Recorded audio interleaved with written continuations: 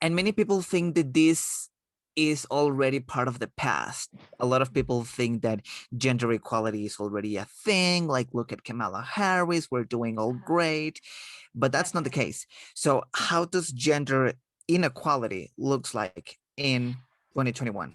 Well, this is a very interesting question because again, it depends on where you are, how, as you said, how you've seen that this equality has been attained or not.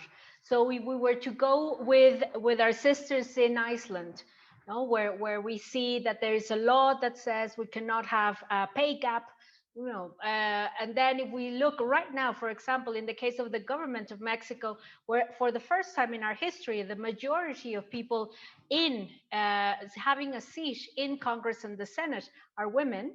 No, when we see this, it's like wow. So then there's like really big steps being given forward, and this is not a thing, as you said, anymore.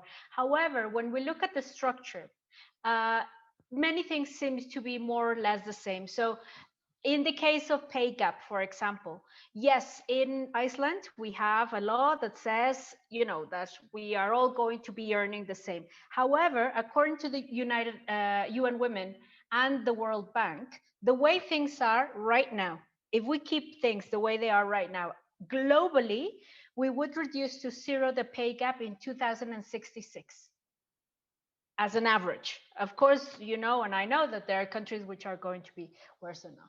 And then if we think of other countries where violence against women is a massive issue, and again, think of Mexico, where right now we have 10 women being killed every single day.